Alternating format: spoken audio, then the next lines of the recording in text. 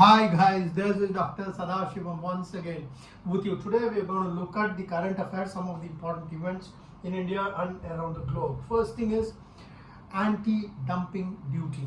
The government has imposed anti-dumping duty on the printed circuit boards coming from foreign countries. Import that is being done to preserve foreign exchange. All governments throughout the world does that. In fact, US recently had imposed tariffs on solar panels, electric vehicle batteries coming from China, and China has retaliated. So these are some of the steps that every government around the globe does, but there is always a trade-off involved because that is affecting our own companies, especially the PLI beneficiaries. PLI is production linked incentive.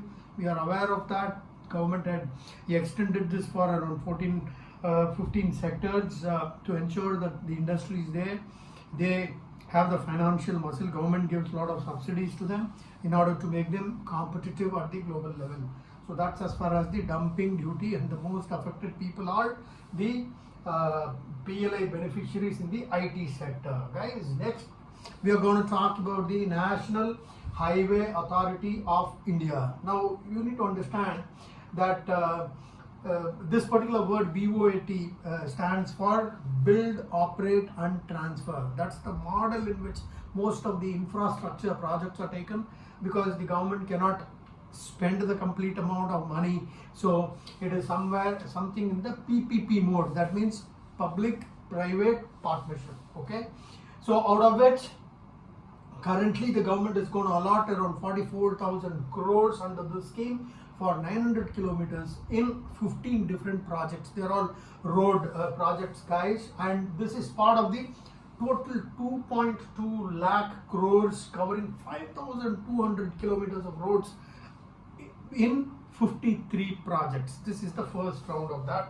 We need to understand this is all done capex, infrastructure development, all that creates those multiplier effects in the economy. Next we're going to talk about Canada-India ties, and we are aware that there has been a lot of heartburn between Indian government and the Chinese government, especially with respect to the Canadian Prime Minister Justin Trudeau. Remember the Hardeep Singh Nijjar's killing in Canada, that is, and moreover the India's allegation is that Canada is supporting or probably not taking any action against the Khalistan separatist movement which is in Canada. But recently our Prime Minister Mr. Modi and the Canadian Prime Minister met in this G7 summit, and the relationship are getting better now, and they will be discussing various things including security and economics ties. Next, coming about this AI, everywhere in the world artificial intelligence is being talked about. In that you need to remember this MEITY, which is Ministry of Electronics and Information Technology Ministry, and they will be allotting somewhere around 10,000 crores for this mission, in which they will be talking about funding skill gaps, implementation of All India datasets platform, etc. In fact, they will be allotting money for more than 10,000 GPUs. GPU means graphic processing unit, all of which will go a long way in making this mission highly successful, because throughout the world machine learning, artificial intelligence, that's being talked about, and funds for startups will be given, and that's what is being done. And the minister concerned is Ashwini Vaishnav, who also handles the railway ministry. Coming to the growth, now RBI governor is talking about the India's pace of growth, something that every Indian needs to be proud of. 7.3% GDP growth in the last year, and if you look at the current account deficit, it's less than 1% of the GDP. Current account deficit is the difference between your exports and imports, and he says that India is on a very firm growth trajectory, and the RBI's target for inflation is around 4%, and CPI inflation currently is around 4.75%, and the food inflation is slightly higher because of weather conditions and other things, farmers subsidy, etc. Because the RBI governor has a very, very important role in terms of balancing growth and inflation, because when there is very, very good growth, there will be inflation. So it is a very tightrope walk that the RBI governor needs to do. And in the same meeting, they met the Dinesh Khara, who is the chairman of State Bank of India, and he's talked about adequate liquidity in the system. These are economic things. They may figure in the GS paper 3, right?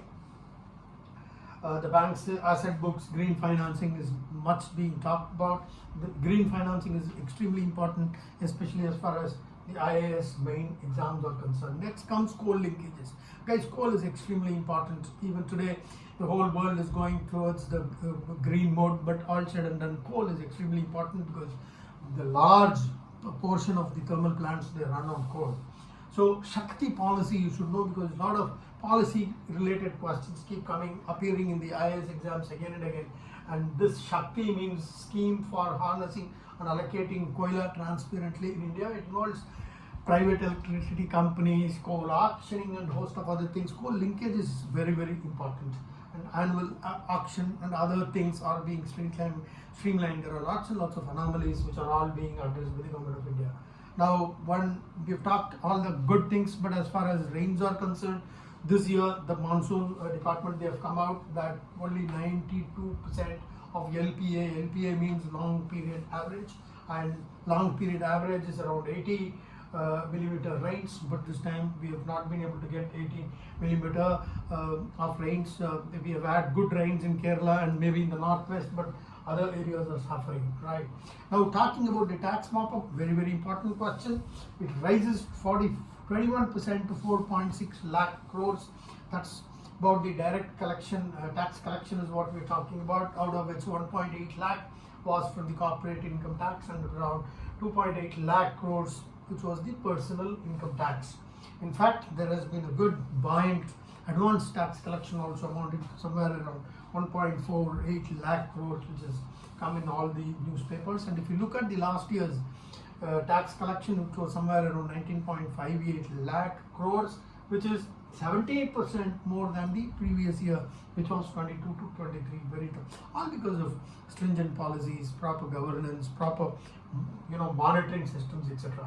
Government is doing a good job. Now, next happy piece of news, which this is an agency and they have revised growth prospects for India from 7% to 7.2%. All that is because of elevated customer confidence. The investments are going up. The investments, the consumer spending is going up, and they've also revised the world's GDP from 2.4 to 2.6. Happy piece of news for everyone. And the same news are conveyed by IMF, which is the International Monetary Federation, your ADB, Asian Development Bank, S&P Standards & Poor's. They all voice the same thing. All that is on the back of Europe's recovery, because Europe has been going through a lot of financial stress in the past years, especially after Corona. But Europe has started improving, and yes, those will be felt. Now coming back, NATO and China, a lot is being talked about, because the NATO has clearly warned China that China is supporting Russia in its war against Ukraine. China wants to have a good name from the NATO, from the West,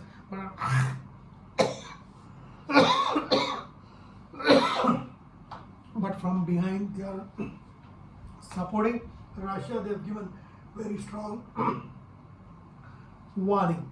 Okay guys, very, very important. I'm not in a position to go through each and every topic in complete detail. Just a bird's eye view of what is happening, and for specific topics you need to go ahead with your proper learning. So okay guys, this is Dr. Sadashivam signing off till we meet again. Bye bye. Jai.